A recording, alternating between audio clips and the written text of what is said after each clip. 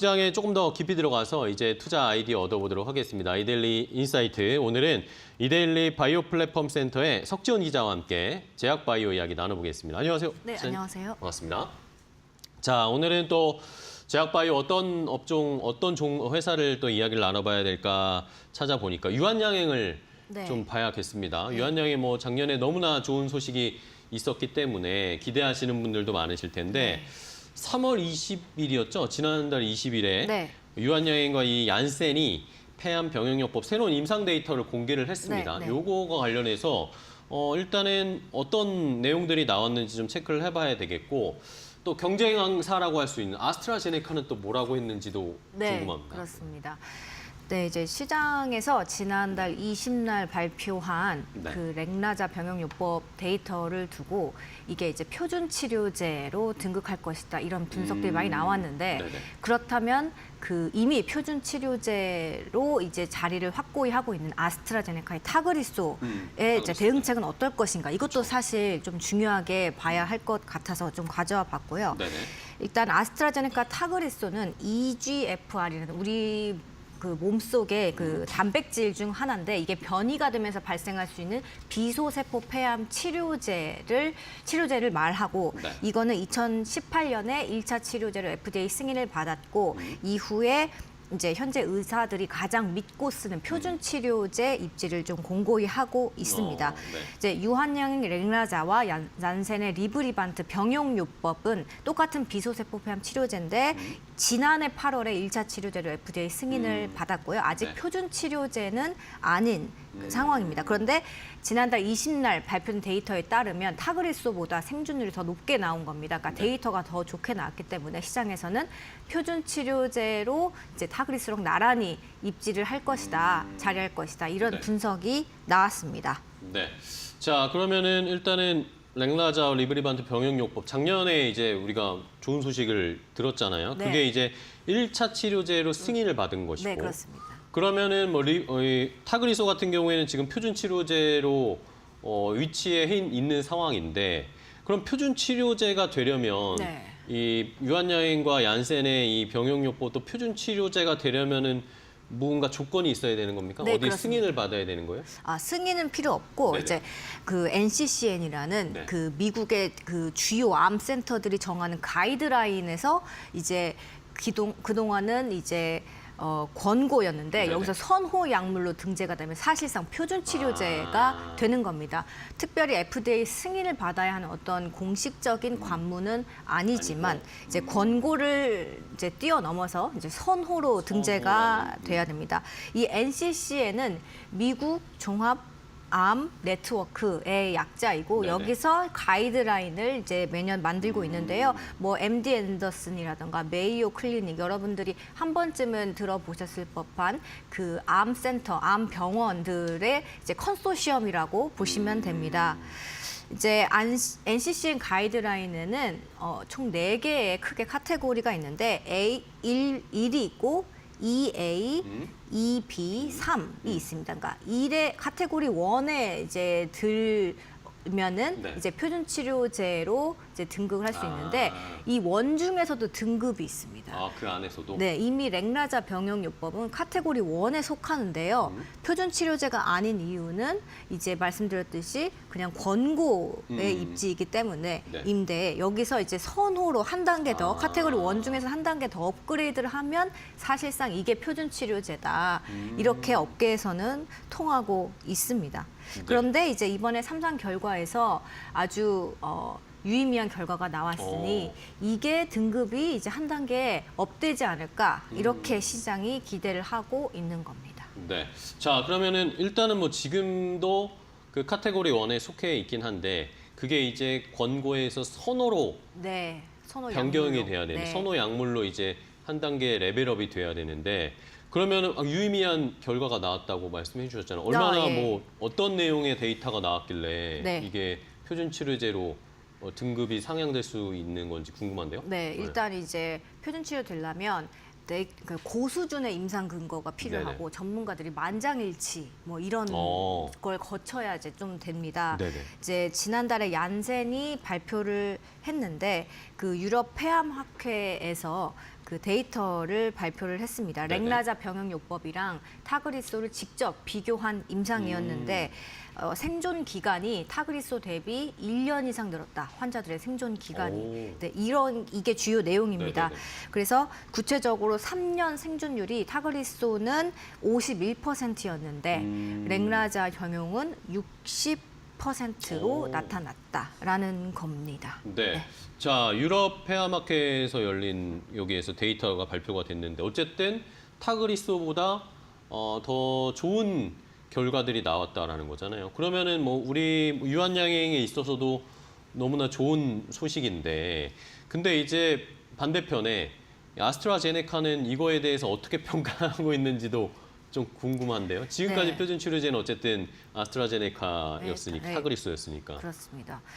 이제 아스트라제네카 측은 이렇게 특별히 이렇게 공식적으로 네. 입장을 사실 밝히지 않고 좀 이렇게 침묵을 하는 한편 이제 ELCC 그 발표한 그 데이터를 발표한 날에 이제 네. 그 토론 세션이 후속적으로 진행이 됐는데 어. 이걸 끝까지 다 봤더니 어. 전문가들은 사실 표준 치료제 등급이 유력하다라고 말을 하지 않았다. 이 부분을 좀 짚어주더라고요. 아스트라제네카 측에서? 네. 아, 그래서 어떤 후속 세션에서 이야기가 나왔냐 네네. 이렇게 한번 봤더니 그 독성 이슈가 렉나자 병용요법은 좀 있다 아직까지는 이렇게 이야기를 했다는 겁니다. 그래서 표준 치료제는 이제 사람들 그러니까 가장 그 가장 먼저 이렇게 권고되는 그 약물인데 네네네. 만약에 독성이 이슈가 있다고 하면 그쵸. 환자들 특히 고령의 환자들이고 면역 체계가 좀 약하면 이걸 쓰기 좀 꺼려지잖아요. 그쵸. 그러니까 표준 치료제 등급은 조금 지켜봐야 되지 않나 아. 이런 입장을 좀 우회적으로 이렇게 좀 알려준 겁니다. 그래서 이제 구체적으로 어떤 내용이 나왔냐면 네네. 조피아 피오드로스카라는 교수가 말했는데 이분은 네. 이제 종양 학 전문가입니다. 아미반타맙과 레이저 그러니까 렉나자 병용요법의 부작용 위험은 심각하다. 그래서 이제 EGFR 야생형 억제로 인한 피부 독성이 많고 약물 주입 관련 반응, 정맥 혈전 색전증도 빈번하게 발생한다. 용량 감량이나 치료 중단 비율도 매우 높기 때문에 어떠한 경우에는 부작용 위험으로 1차 치료를 유지하기 어려운 상황도 있다. 이렇게 언급을 했습니다. 그러니까 아무래도 렉나자 병용은 두 가지 약물을 섞는 거기 네. 때문에 안전성 이슈가 그냥 기존에 하나의 약물 썼을 때보단 좀 더 주의 깊게 살펴봐야 되잖아요. 이제 그런 점들을 좀 언급을 한 것 같습니다. 그래서 아스트라제네카의 타그리소가 여전히 글로벌 표준 요법으로서 입지를 공고히 하고 있다. 이 점을 이제 확실히 못 박았습니다. 네, 네. 이런 점들은 사실 그때 렉나자의 병용 데이터가 발표될 당시에 네. 이런 세션에서 논의된 내용들은 언론에 이렇게 대대적으로 알려지지 않았지만 그랬나요? 아스트라제네카 측은 이 부분을 주목을 했다는 거죠. 그렇습니다.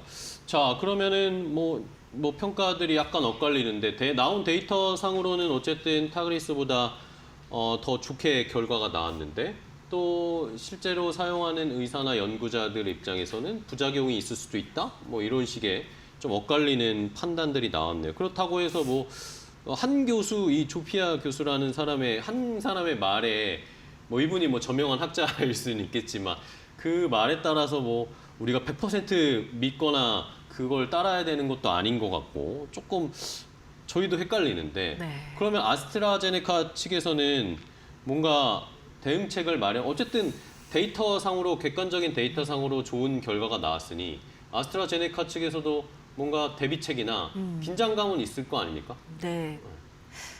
긴장감이 있다라고 공식적으로 아스트라제네카 본사에서 말하지 않았지만 네네. 뭐 행간의 의미를 보면 확실히 의식을 그쵸. 하고는 있을 거고 뭔가 약간 디스를 하는 것 같은 느낌도 들어요. 예. 나름의 대응책이 있을 것 같아서 이제 조금 더 여쭤보니까 이제 아스트라제네카 측은 이제 렉나자 병용이 갖지 못한 네. 어떤 적응증, 그 폐암 신약의 적응증 확장을 이제 계속 해 나가고, 그러니까 임상적 근거를 계속 빌드업을 해서 그런 점에서 렉나자와 타그리소의 차별점을 좀 이렇게 명확히 하겠다 이런 입지를 이런 입장으로 계속 밀고 나가는 것 같습니다. 네. 타그리소가 이제 가장 이제 홍보가 되고 있는 가장 대표적인 그 표현이 네. 백본 치료제라는 겁니다. 백본? 네, 네. 백본.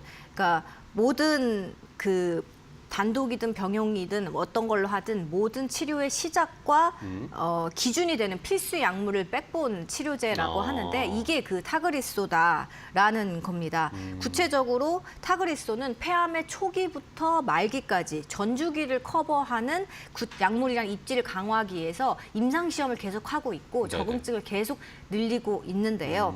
그 현재 지금 EGFR 변이가 확인된 조기의 비소세포 폐암 치료제 환자에서 네. 이제 수술을 이미 했지만 다시 재발을 할 수 있는데 여기에서도 그 약물을 쓸 수 있게 하는 그러니까 재발 방지 요법으로의 적응증까지 확대를 해놨습니다. 그런데 이 적응증은 렉라자 병용과 아직 갖지 못한 거거든요. 그래서 그 얀센 측이 그러면 이 조기 폐암 쪽에서도 적응증을 좀 확보하기 위해서 임상시험을 하고 있냐 이렇게 물어봤더니 네네. 또 그렇지도 않다고 해요. 그러니까 조기 폐암 치료제 그리고 수술 후 재발을 방지하기 위한 이 치료제로서의 적응증을 확보한 건 지금 타그리소가 그 유일한 유일하네요. 게 맞습니다. 그래서 이제 이 부분을 조금 강조를 할 것 같고 네. 또 다른 뭐 임상도 하고 있습니다. 네. 자, 그러면 어쨌든 뭐 아스트라제네카 입장에서는 본인들의 경쟁력을 더 지금 부각을 하고 렉라자 이쪽으로는 약간 아직은 우리를 못 따라오고 있다라는 식으로 이야기를 하는 것 같은데, 근데 또 항암제하면 내성 문제도 저희가 생각을 해야 되잖아요. 내성 관련해서도 임상이 아까 다른 임상도 네. 진행하고 있다고 네. 했는데 내성 관련 임상도 진행되고 있는 거예요? 네, 그게 또 이제 중요한 또 경쟁력 포인트입니다. 네네. 이제 2건의 내성 관련 임상 시험을 오. 진행을 했고 또 비슷한 렉라자 병용 데이터 발표 때랑 비슷한 시기에 또 이걸 결과를 발표를 했는데 네네. 반응률이 50% 이상 나타난 것도 있었고 또 환자의 반응 유지 기간도 길었다. 그러니까 내성 극복에서도 지금 좋은 결과를 타그리소가 내고 있다는 거를 보여주었습니다. 그래서 아스트라제네카 관계자의 이제 직접 말을 이렇게 말씀을 드리면 네네. 우리는 영업과 마케팅 이런 전략에 대해서 이렇게 질문을 받으면 모두 임상 연구 근거로 답을 하는 게 원칙이다. 좀 이렇게 좀 말을 아꼈고요. 네. 또 ELCC 그러니까 유럽 그 폐암학회에서 발표된 그 렉라자 병용요법 결과를 우리도 다 봤는데 그 표준 치료제가 될 가능성과 관련해서는 전문가들 사이에서는 뭐 그렇게 분위기가 썩 좋지는 네. 뭐 안 않다. 하고 근데 이 부분에 대해서 정확한 정보 전달이 필요하니까 만약에 문의가 들어오면 그쪽으로 안내를 해드리고 있습니다. 이렇게 좀 많이 조심스럽게 답변을 했습니다만 이제 행간의 의미를 읽어보면은 이제 아직은 우리가 표준 조금 더. 치료제로서 입지가 아주 강력하다. 네. 이렇게 말을 하고 있었습니다. 네. 자, 그러면은 뭐 추이를 지켜봐야 되겠네요. 일단은 뭐 경쟁사 쪽인 아스트라제네카 쪽에서는 렉라자가 이 표준 치료제로 등록되기는 쉽지 않을 거다라는 식의 뉘앙스로 얘기를 하고 있는데, 또 어쨌든 구체적인 데이터는 또 성효과가 더 좋은 걸로 렉라자 쪽이 나왔으니까 네. 요거에 대해서 이제 진짜 표준 치료제로 등급이 올라갈지, 요거에 따라서 유한양행의 또 주가가 앞으로 또 튀어오를 수 있을지 여부를 네. 살펴봐야 되겠습니다. 네. 그 뉴스를 저희가 계속 좀 팔로우하면서 석지현 기자가 또 나오면은 또 한번 알려주세요. 네. 자, 그럼 다음 또 주제로 가볼까요? 이번에는 어쨌든 빠르게 가볼 텐데 네. 관세와 관련해서 우리가 그렇죠. 제약바이오 네. 지난주에도 한번 살펴보긴 했는데 계속 살펴봐야 됩니다. 트럼프 대통령이 지금 말을 계속 왔다 갔다 있죠. 바꾸고 있는 상황인데 제약바이오는 또 지금 약간 관심에서 멀어졌어요. 이런 상황이긴 한데 관세 영향이 일단은 90일을 유예해 줬습니다. 네. 그렇죠? 네. 그런 상황에서 어떤 우리나라에서는 기업들이 좀 수혜를 볼 수 있을까요? 네, 원래 이제 의료기기 25% 네네. 이제 이거 관세는 사실상 확정이었었는데 이게 유예가 됐고 그쵸. 이제 뭐 그렇다 보니까 이게 말씀하신 것처럼 원래 의약품이 네. 의료기기 말고 의약품 같은 경우는 좀 원래는 좀 이제 관심 받기였기 때문에 네. 이게 시장에서도 그냥 정확한 어떤 이것 때문에 오른다라는 거 없이 뭐 미국이랑 좀 관련되거나 미국으로 진출을 그쵸, 그쵸. 하고 있거나 매출 비중이 좀 높다거나 뭐 이런 기업들이 주가가 그냥 좀 떨어졌죠. 약간은 대중 없이 뭐 오르기도 하고 떨어지기도 했습니다. 근데 오른 기업들을 좀 보면은 네. 3빌리언이라고 3빌리언? 네. 희귀질환을 이제 유전자 검사, 희귀질환을 네네네. 검사하는 유전자 키트를 개발한 그쵸, 그쵸. 곳이 지금 유예 발표 이후 3거래일 연속 오르고 있는데요. 오, 이제 왜 그럴까요? 9일 날까지는 이제 떨어졌다가 관세 유예가 발표되고 그날 11% 올랐고 그 다음 날도 5% 가까이. 지금도 아마 오늘도 4% 가까이 3% 오르고 올라요. 있죠. 네, 그래서 이제 대표님께 직접 전화해서 제가 여쭤봤는데요. 물어봤나요? 뭐 관세 이슈 일부가 해소되면서 갔다라고 하셨습니다. 매출 70% 이상이 3빌리언의 해외에서 지금 아. 나오고 있거든요. 그래서 또 앞으로 미국의 현지의 법인도 설립할 예정이어서 네. 뭐 지금 유해 이슈도 그렇고 앞으로 미국에서 우리는 계속 성장해 나갈 그럴 방침인데 이렇게 뭐 유해가 나오고 앞으로는 또 아예 이제 의약품 또는 의료기기 자체가 관세 대상이 되지 않고 뭐 이런 경우가 지금 있을 수 있잖아요. 그런 기대감들이 작용을 해서 주가가 반등이 강하게 나타난 것 같다. 이렇게 대표님께서 말씀하셨습니다. 네.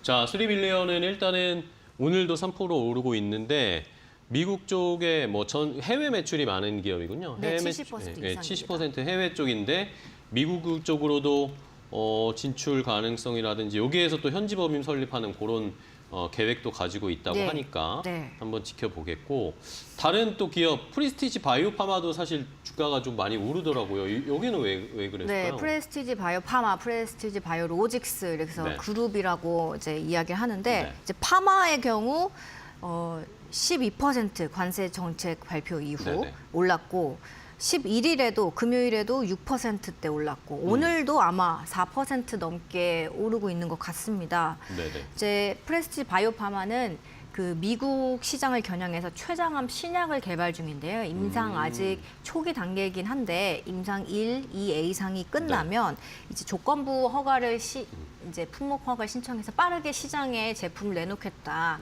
이런 입장입니다. 네네. 그런데 지금 의약품은 의약품 중에서도 필수 의약품, 그러니까 항암제와 같이 환자들한테 없어서는 안 되는 의약품 같은 경우는 아예 관세가 그렇죠. 적용이 안 될 수도 관세 없다고 있잖아요. 했죠. 네. 그런데 이제 프레스티지 바이오파마의 경우 미국 시장에서 그것도 췌장암 항암제를 개발을 하고 있으니까 이 완전히 거의 무풍지대급입니다. 그렇네요. 네, 그래서 이제 주가가 오르는 것 같다고 회사가 해석을 했습니다. 네. 네, 그래서 뭐 바이오 시밀러 사업도 프레스티지 바이오 파마가 하고 있거든요. 네, 그쵸, 근데 그쵸. 이제 바이오 시밀러 제품 같은 경우는 미국은 이제 계속해서 트럼프 정책 기조가 약가를 인하하겠다라는 그쵸. 약을 싸게 거기 만들어야 때문에 된다, 예. 시밀러가 시장에서 퇴출될 일은 이제 거의 없다. 뭐 이 부분도 좀 눈여겨봐야 된다 이렇게 보고 있습니다. 네. 자, 프레스티지 바이오파마는 항암제도 있고 CDMO 쪽에서도 미국에서 어쨌든 사업을 펼칠 가능성이 높기 때문에 최근에 주가 오늘도 지금 프레스티지 바이오파마 4.26% 오르고 있고 자, 그럼 마지막으로 제가 궁금한 게 어쨌든 트럼프 대선 전에 이제 대통령 당선되냐 마느냐 이럴 때 또 이슈가 많이 됐던 게 생물보안법이잖아요. 네. 생물보안법 어쨌든 중국을 지금 미국이 때리고 있기 때문에 맞습니다. 제약바이오 쪽에서도 생물보안법 때문에 우리 업체들 제약바이오, 삼성바이오로직스나 이런 데가 수혜 네. 많이 받을 거라고 기대가 많았잖아요. 그렇죠. 그 이유가 어떻게 진행되고 있는지가 좀 궁금해요.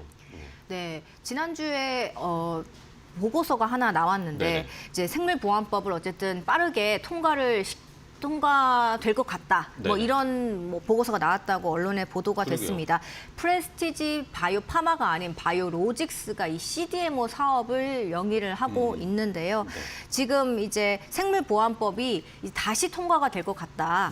지난해에는 원래 지난해에는 그 상원 의원 쪽에서 이제 마지막으로 반대를 해서 이제 통과가 안 그쵸, 됐지만 예. 다시 추진이 될 것 같다 이런 분위기 때문에 만약에 생물보안법이 빠르게 좀 그 통과가 된다고 하면 바이넥스, 삼성바이오로직스, 뭐 프레스티지 바이오로직스 이런 CDMO 기업들이 좀 미국 시장에서 그렇죠. 좀 영향권을 확대할 수 있을 것 같다. 이런 시장 분위기도 있습니다. 좋습니다.